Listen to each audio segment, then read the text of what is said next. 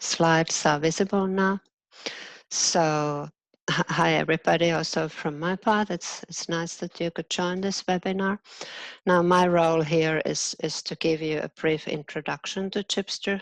I can see in the participant list that some of you have been using Chipster before, so I hope I'm not boring you to death, but there are some things I want to draw your attention to.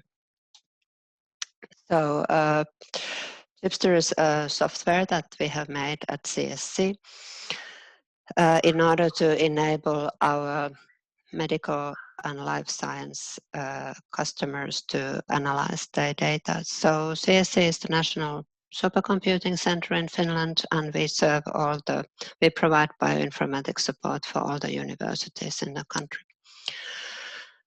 So we try to make Chipster as easy to use as possible. And so basically what you can do with Chipster is to use exactly the same analysis tools that you would be using on command line or through R. So we have a lot of R and bioconductor packages in Chipster. But the main difference is that in Chipster you can operate them with mouse, just clicking. You don't need to be able to write R scripts, for example. So as you can see, we have a fair number of analysis tools by now. Some of them are still for microarray data, but major part now is for next generation sequencing data. Chipster is open source software and it's also free of charge. So what you can do with Chipster is obviously analyze your data, also visualize it, and you can share easily your work, or you can collaborate with another Chipster user, and I will show you how that works in a minute. So today will be, in my demo, I will be using the Chipster server that runs at CSC, but it's pretty much the same what you have through EGI. But I still want to draw your attention to this website. So here you have the launch links to the Chipster running at CSC, but that's not the main point now. The main point is on this side here. So here you have links to tutorial videos. We have made lots and lots of videos and full courses actually that you can by watching these videos. And we have also a lot of course material there. And I think somebody is not muted because I can hear some background sounds. Anyhow, so in this demo today, I will be using the web-based Chipster or Chipster web app as we call it. So some of you are probably familiar with the Java-based application. We are phasing that out now because the Java licensing changed and many universities don't offer Java anymore. So hence we made a web-based version. So all you need is a web browser and then you can run Chipster. So those of you who are familiar with the old Java one recognize that, well, this looks actually pretty similar. So what we have here is that, first of all, we have this files section, which gives you two views, workflow view and list view. So list would actually just list you the file names, whereas the workflow view shows you the relationships between the files. Like in this case here, I have been doing analysis starting from two FastQ files, and every box here is a new result file, and the arrows help you to remember what you used as input for what analysis. And like you can see, the boxes, or essentially the files, have different colors. And the color actually refers to the type of analysis tool you used to create that file. So for example, the red guys here were made with alignment tools. So the color is there just to help you to navigate this. And like I said, there are many tools. They are distributed in different categories so that it would be easier for you to see them. So when you click on the category name, it will show you the tools in that particular category. And a faster way to find a tool is this search box here. So you can type here, beginning of the word, whatever it might be, maybe BAM if you are looking for tools for BAM, or FastQC if you are looking for FastQC tools, or whatever. Now, once you have selected your input file and tool category and tool, then you can either just click Run, which will then run the tool, or you can click Parameters to change them from the default values. Here you can read a small description of the tool. If you click More Info, it will actually go to the manual page of that particular tool, and you can also get the source code. So if some of you are more kind of bioinformatics minded, you can easily check the code that the Chipster is running on the background.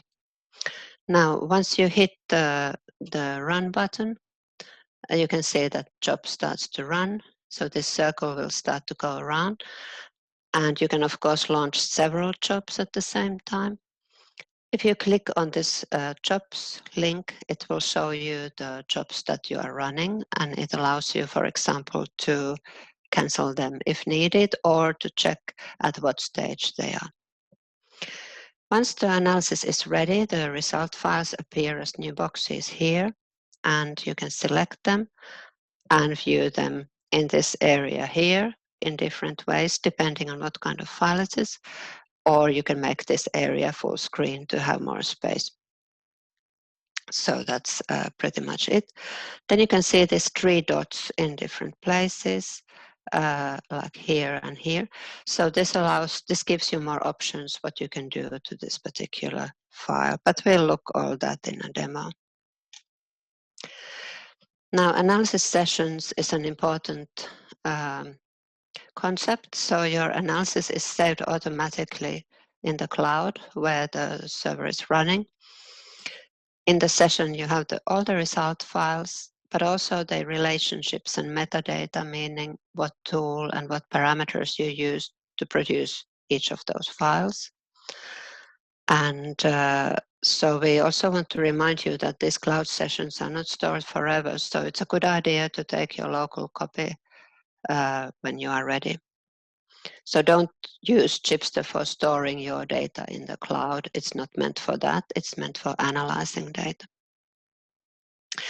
You can easily share your sessions, and you can decide if you give your colleague read and write access, which means that they can modify your session, or just if they are just allowed to look at it.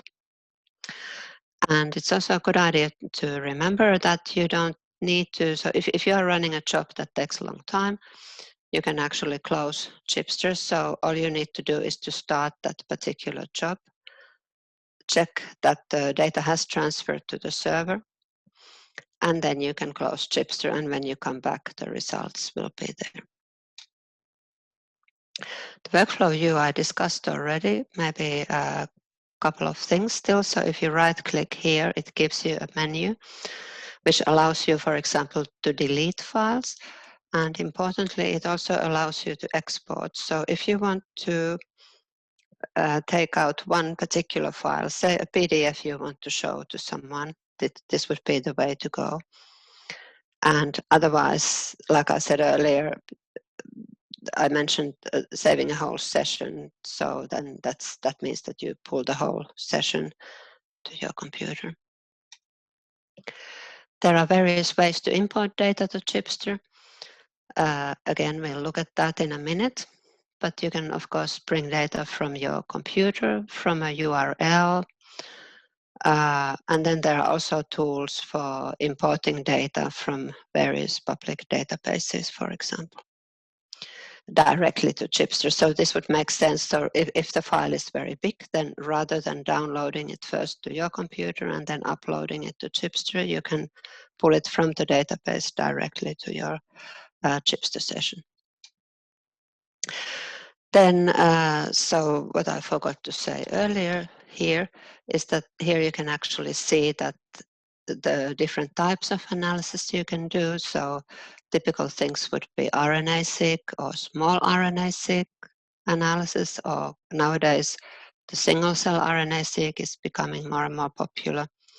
You can also do ChIP-seq and DNA-seq analysis, or this microbiome analysis, or variance and copy number operations. So what I had in this slide, this is just an example from the single-cell RNA-seq. I have one additional C there I should remove, but so from a single-cell RNA-seq analysis, where you can do all these steps in Chipster. So you can check the quality, filter genes, filter cells, do various kinds of pre-processing, and then find clusters of cells and also cluster marker genes. Now, Chipster has a built-in user support functionality, which allows you to send messages directly from Chipster. And there, the good idea, the good thing about this is that if you had an error, if there was an error message, so you tried to do something and got an error, that error message is automatically copied to the email.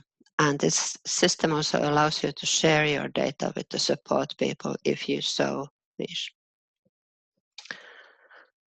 Now, the important things to remember is, so this is the Chipster email that goes to our whole development team. Then, like I said, there are lots of tutorial videos in YouTube, so that looks like this. And we also have a lot of course material. And finally, before we go to the demo, I just want to remind you that when you are using Chipster, we would be very happy to get feedback from you. So what we have on this map is countries from where we have users on our Chipster server in Finland. And so why am I acknowledging users here is that over the years we have got a lot of really useful feedback and ideas, and this has really helped us to develop the software, so to make sure that it's fit for the purpose, so it does what you need to do. And so don't be scared, we are not offended if you write that something is not quite right or something should be improved. We are just happy about it, so please don't hesitate. So now I will stop and go to the demo.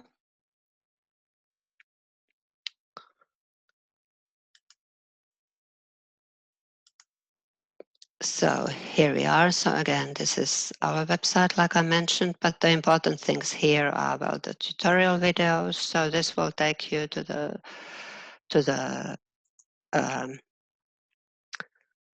all the tutorials we have created. And as you can see, we actually have quite a lot of playlists for different types of analysis courses. So like the single cell one, for example, has lots and lots of short videos covering the whole analysis. The other thing I wanted to show you is the course material link. So here, this sort of connects to the playlists in that, for example, for the single cell RNA-seq stuff. So here it describes the course. Here are the slides, here are the videos and exercises. And now this exercise data is actually available already in Chipster. So you can do the exercises on your own. There's also a model session, so showing the right sort of complete analysis. So if you get stuck, you can compare the files and see where you went wrong. But now let's move on to Chipster itself. So when you start Chipster, it typically looks something like this. So this goes to the Sessions tab when you have logged in. And now let's start from scratch. So we want a new session. We can call it demo, for example. And then the first thing you would need to do is to bring in data. So you go to Add File, which has, again, several options. So I'm now going to take files from my computer. So here I have several FASTQ files. This is microbiome data, 16S. So now they have uploaded. We can just close this and you can see that they are here. So now if I wanted to run, let's say that I wanted to do quality control for these FastQ files for my reads. So I could take one and run a tool, but it's actually handier just to select all of them. So I can draw a box around them like this. And then I can use, there is a tool multi-QC for many FastQ files, so I can run that. So now you can see that this circle is running. And if I click on the jobs, it's telling me that this tool is running. If I clicked here, I could actually see at what stage it's at. So down here, now it will show the code. You don't need to worry about this if you are not into R, but here you can see what it's doing. Anyway, so now the result file came. This particular one is an HTML file. So you could look at it here, but it's actually better to open it in a new tab so that you have more space. So this was a multi-QC result file that you might be familiar with. I'm not going into details now, but so basically you can see the quality, base quality value distributions and things for the different FastQ files that I had selected. Now, let's say that we decide from here that we want to clip all the reads at, say, 230. So we would go back to Chipster, and again, I would select my files.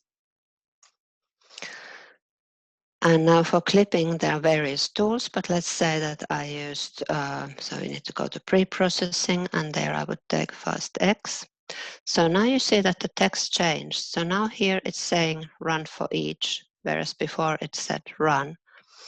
And this particular tool is now doing like an individual analysis for each of these files. So hence the text change. And now I want to go to parameters and say that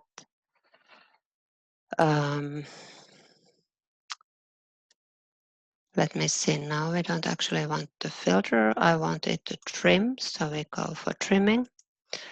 And I said that we want to trim them 230 long, so I would just do that.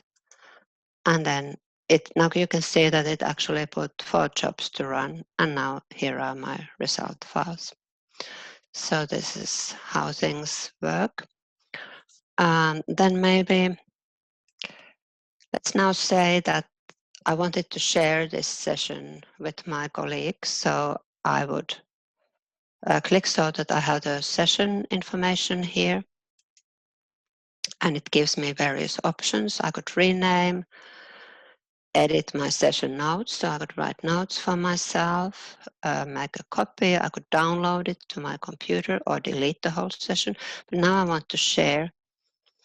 So when you are sharing a session with someone, you need to first tell with whom you want to share. So it's asking a user ID. So you need to find out what is the Chipster user ID of the person you are sharing with. So I will show you in a minute how you can find that out. But first, let's say I wanted to share this with my personal Chipster account. So my user ID there is like this. So I would give the ID, and then I need to decide in what way I'm sharing. Do I give full access, or do I just allow looking at my session? So let's say it was looking only. So I would say like that. I would save the rule. And then that person that I'm sharing with would get a message in Chipster saying, there is a share coming to you. Do you accept it?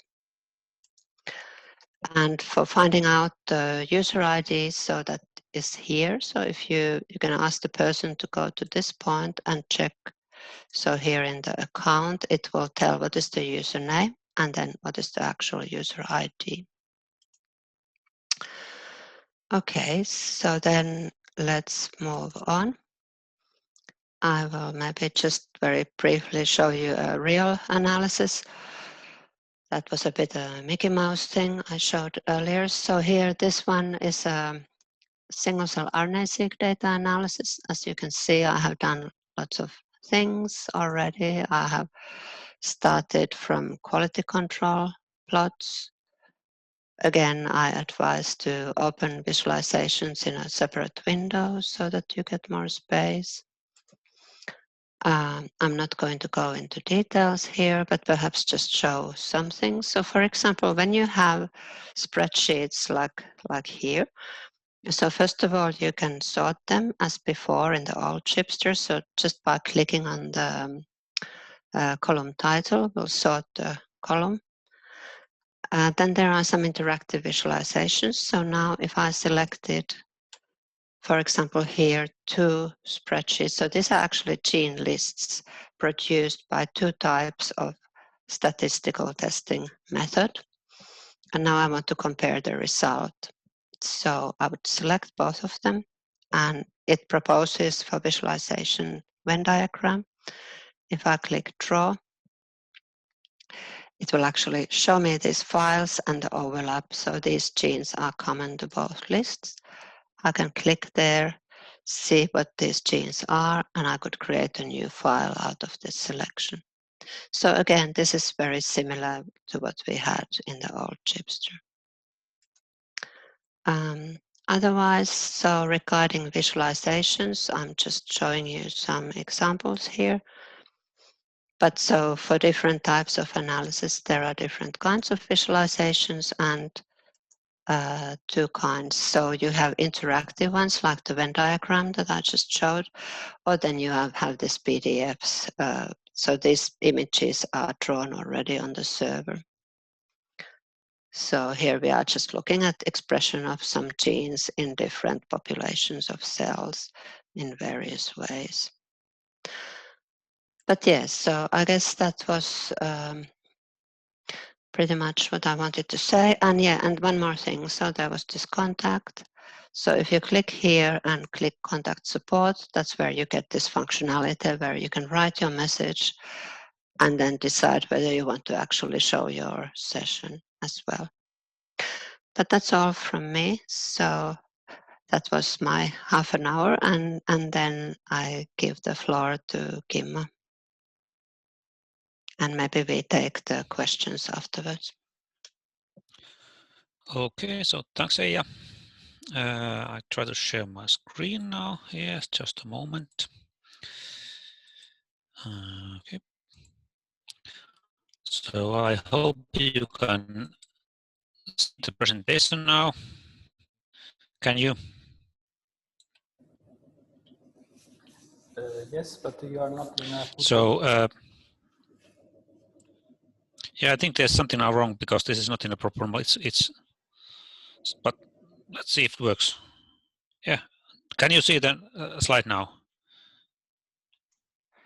We can see the slides in the edit mode, but we cannot see it like, you know, full screen. Okay, so I try to stop share and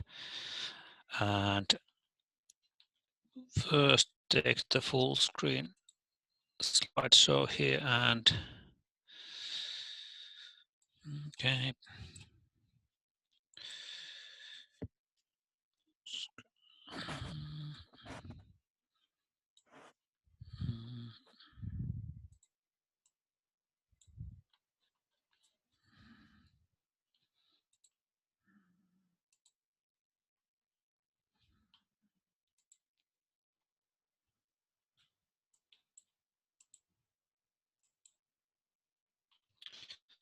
I guess you still cannot see the slideshow. Okay. So No, maybe I maybe, just have to use this one here. Yeah, and if you close on the Sorry? side, you have the, you can make it a bit bigger if you close the stuff you have on the side, whatever. Yeah. So, what is it called? Properties, something. Yeah. But now I'm jammed with the presentation here. Sorry, still one moment. I have the presentation open in my screen, but not here. I'll go with full screen here. So you can now see this stuff here. And let's go to the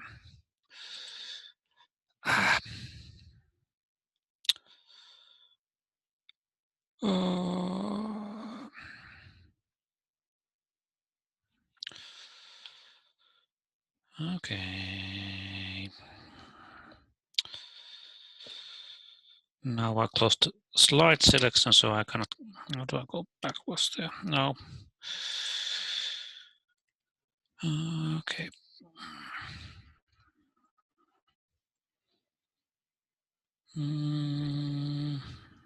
Actually, Okay, perhaps. now we can. Okay, because otherwise I can, if anybody had a question about my part, I could Yeah, quickly take a answer questions that. now. I will now Well, try to figure yeah. this out. So you can, if you have a question to me about what I just said, you can raise your hand. And so to raise hand in Zoom, you have to go to the participant list, and then next to your name, it has various options, and one of them is raising hand.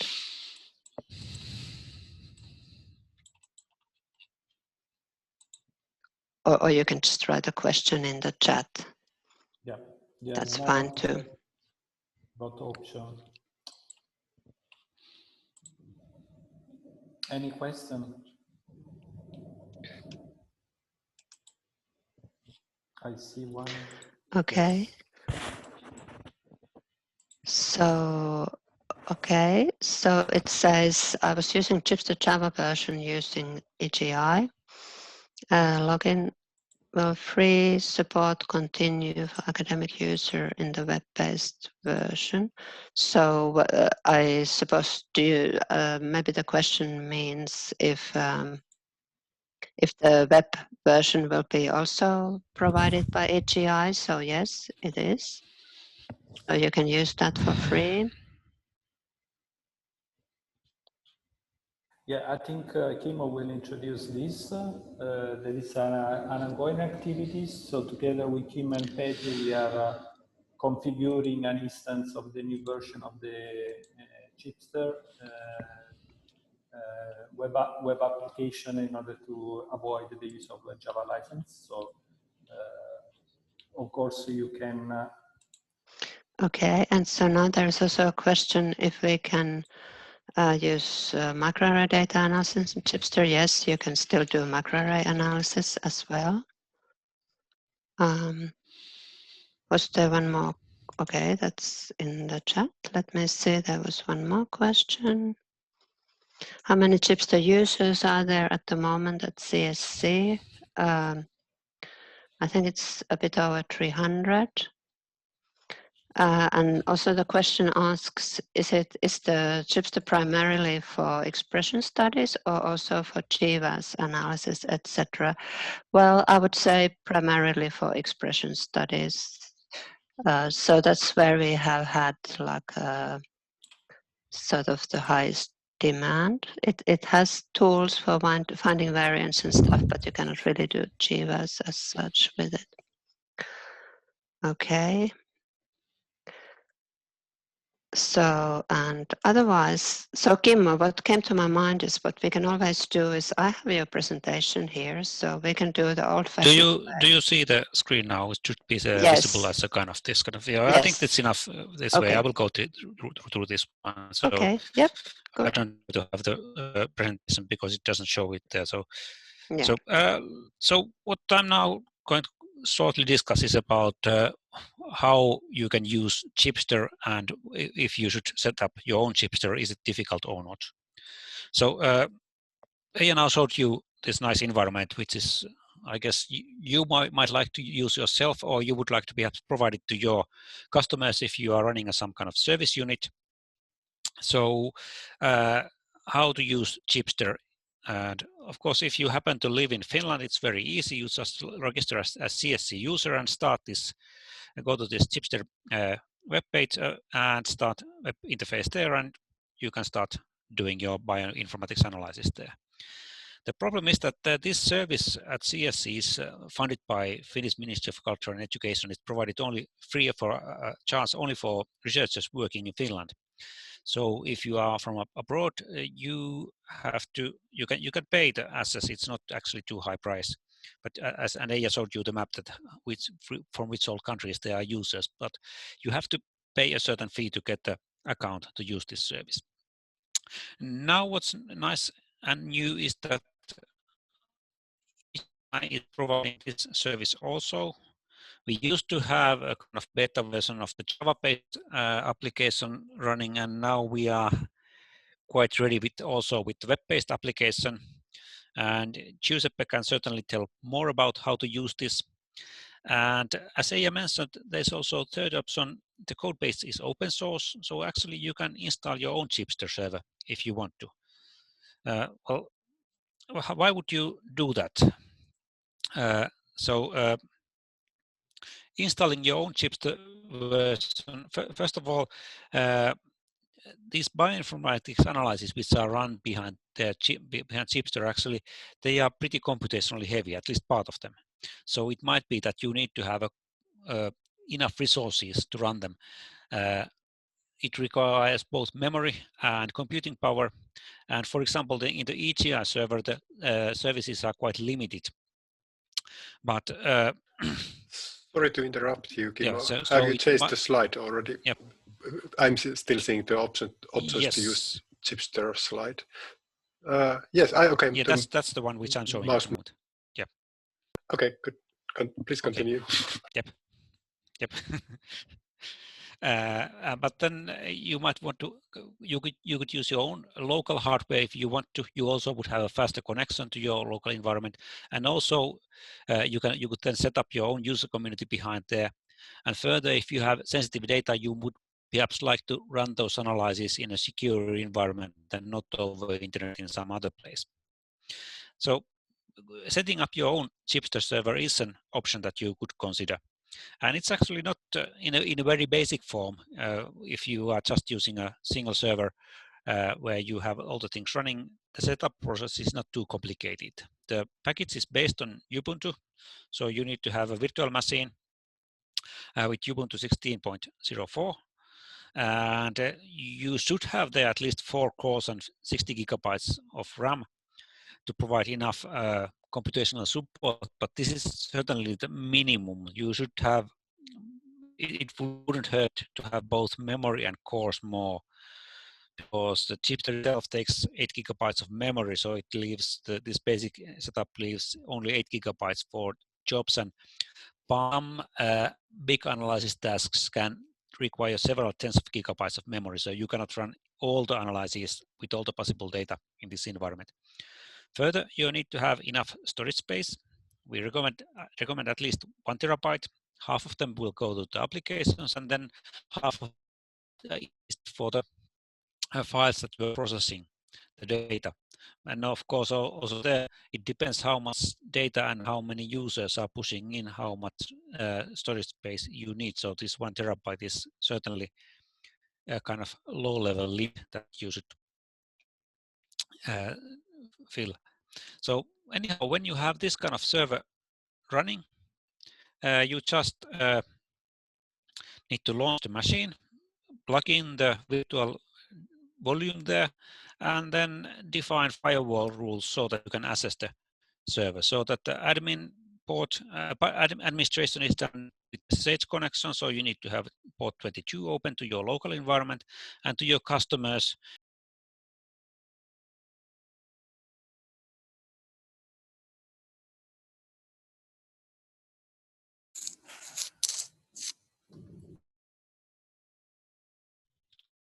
did I lose the connection? Yeah, for a moment.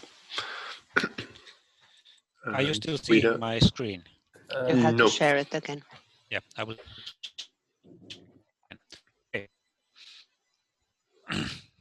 So anyhow, so you need to set up the machine and define few firewall rules, and then building up this very complicated environment has been done quite easy by the developers, especially Petri here. So it is not too difficult to set it up. You need to install a bunch of tools, including Chipster Git repository, and after that, with normal system commands, you install Ansible, Docker, and lightweight Kubernetes, this K3S, which is the main frame under which this system is running. And then the Helm Kubernetes package manager is also needed. And after that, the actual Chipster installation is done with Helm charts. So you just run few Helm-based commands, and you have the server running. And you can then further configure the system with this kind of Helm values chart, where you can define different properties of the system fairly easily. And then finally, if you want to use HTTPS connection, you have to define some extra settings for that. And this process here, it takes about less than 1 hour. So it's not actually a big process, especially if you have done it once and you know what to do. It's not a big issue to launch a new Chipster server running somewhere. But this part, which is considering this installing everything in the until Kubernetes and Helm, and then using Helm to launch Chipster, it creates just a framework for Chipster, not the actual tools and reference datasets. So you need to add them to the service also, and that's a kind of a more time-consuming part. At least if you do the way which is the basic, this first option mentioned here, the basic way how you do it, so that you just copy the whole repository from the tool repository from the CSC site to your local virtual machine or the NFS volume in your local environment, and then mount this to your server. You need to do this once, and after that, all the data and all the tools and reference datasets are there immediately available, and it's nice and easy to use. So this is something, this is the option that you should perhaps use if you have enough resources and you plan to kind of build a continuous Chipster server, which will be always used and not the kind of pop-up version. But then actually in EGI version, we have used and tested this option number 2, where we use this CVMFS remote mounting system to bring the tools directory to the Chipster server. So this means that actually the main copy of the tools and the reference datasets are hosted by a CVMFS server, which locates actually in UK, and it just shows the tools and the datasets to the Chipster server like they would be local files. But when you are using these either tools or data files for the first time, then the dataset is downloaded from the remote server to the local Chipster instance and taken in use. It comes to a kind of cache where it's stored during the processing. And this is kind of nice in that sense that you don't have to do this download before you can start working with Chipster. You just do this linking, and it starts. You have the tools available immediately. Of course, when you first time launch certain tool, say you are doing a alignment with BWA against human genome reference, when you first time click this command, it starts then to download automatically the data from the UK to your local server. And at that time, it of course takes some time because you have to move plenty of data. But if you have enough cache available, the data will stay there.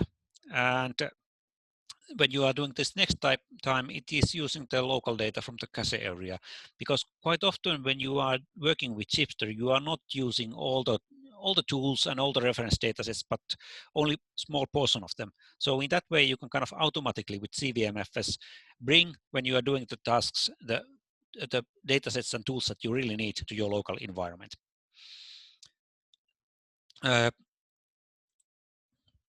Then about the authentication.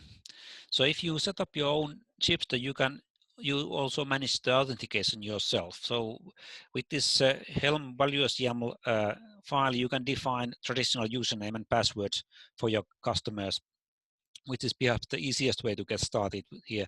But you can also link this service with an LDAP service, or it's also compatible with the OpenID Connect. So if you want to develop further your user management, it's possible. And then you can also actually start developing your own Chipster. You can modify the tool selection, skip out the ones which you think are not needed, or create your own tools. So how it goes in Chipster is that you define this kind of a tool file which has few lines in the beginning which automatically define what does the interface look like, and then the commands that you are going to use to execute the tasks. So, for example, here is one example of that. This tool you don't find in the normal Chipster. this is we have produced a kind of, we have used this Chipster frame here to make a kind of sample database for chemistry in this case. So we have just added some tools which allow users to load in data to a chemical repository database, which we are hosting. And this is how the interface look like. We have here a tool where you can see that, okay, here are some parameters fed in, and then you press run button to do it. And the code base here is actually the only few lines which define the user interface. It gives me, I define here that what is the name of this tool and what data is imported and what is output exported, and then few lines which define what kind of data input selections you have there. Maybe it can be a text or number field where people can ask about write text or letters, or then you can have this kind of selection boxes where you can say select yes or no, or choose from the several options. And this is all you have to kind of do for the actual interface. And then you have the commands where these data defined here is applied. It can be R script, Python script, or Bash script, which is run here. So this creating these your own tools is actually not too difficult. And details about how you do all this are listed here. So and you can find from the Chipster home. If you go there, you click there the version 4 link. I can try to, if I can show it in real time here. Chipster is here, and if I go here, you will find detailed instructions. Kimmo, it doesn't show you how to share again. You have to stop sharing and then share so that you pick the website. I just learned it myself. Yep, I don't know. It doesn't allow me to stop sharing now. That's funny. Can Giuseppe somehow kill my sharing because I'm not able to do that? Well, anyhow. There is no sharing. Yeah, I click the red button showing stop share, but nothing happens.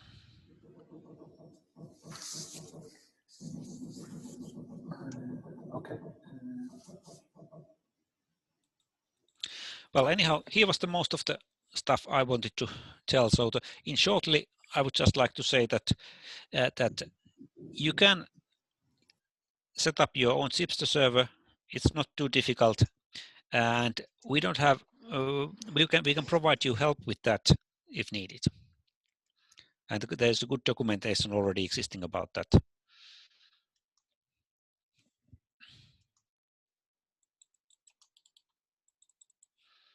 And if somebody can tell me how to stop this screen sharing, I'm very happy. I can try to share my screen. Let's see if that helps. Yep. Try.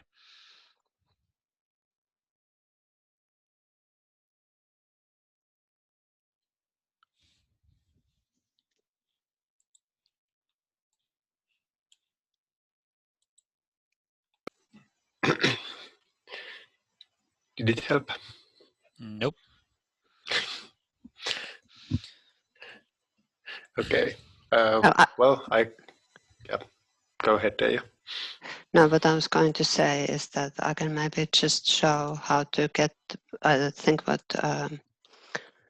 Kimmo wanted to show you. So this is the Chipster website, and if you select here the V4 server, that will take you to the instructions. Is this Kimmo what you wanted to show?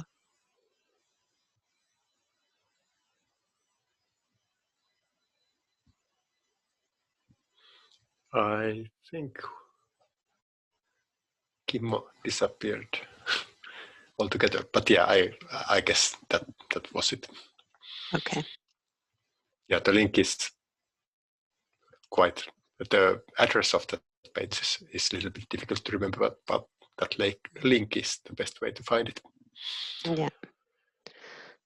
Okay, so I guess Giuseppe, are we taking questions now for this part? Yeah.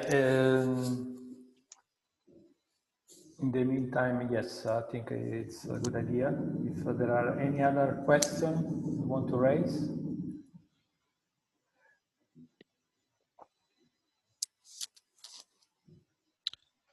And probably, okay, this is also useful because before Kimmo mentioned that everything is based on Ubuntu 16, but everything will be completely upgraded, I think, in 2021. So you don't need to worry about this because Petri and Kimmo are already working on this.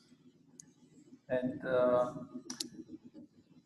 as I mentioned before, there is an instance of the new version of the Chipster running in EGI infrastructure.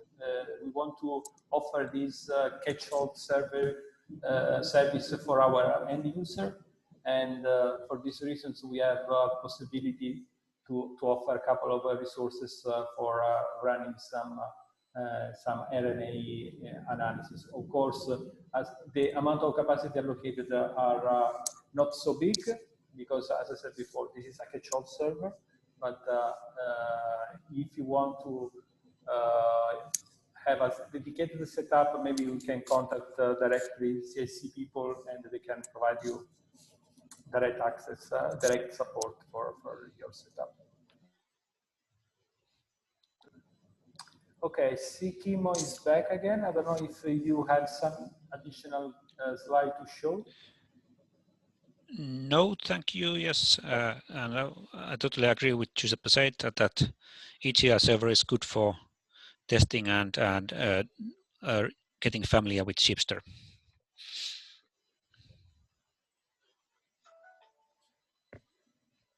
So, is there any further questions?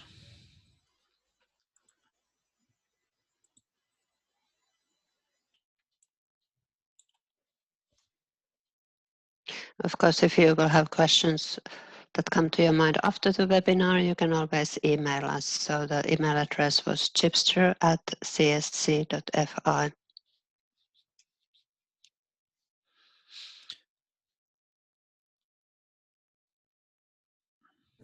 There is a question. Yeah. Yes. So the question is, how do you see the future of use Galaxy server versus Chipster? Well, maybe I can answer this one. So Galaxy, as most of you probably know, it's very similar to Chipster. In my mind, there is room for both. Some people prefer Chipster, some people prefer Galaxy. So I don't think we need to have like one size fits all. So we can coexist. I'm actually also working in a European, this Elixir European bioinformatics infrastructure, and I'm leading this single cell or setting up a single cell community there. So, and we also have Galaxy people there, so perhaps we can also collaborate because, you know, a lot of this work, development work, actually goes into finding what is the best tool, analysis tool, in order to do this X, Y, Z. So already sharing this information would help both Galaxy and Chipster, I think. I hope this answered your question.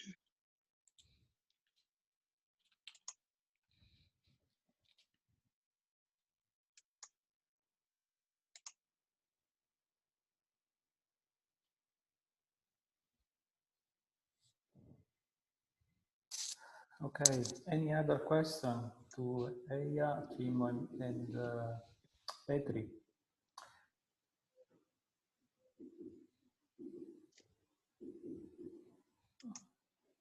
Thanks a lot, Kumar, for joining the webinar.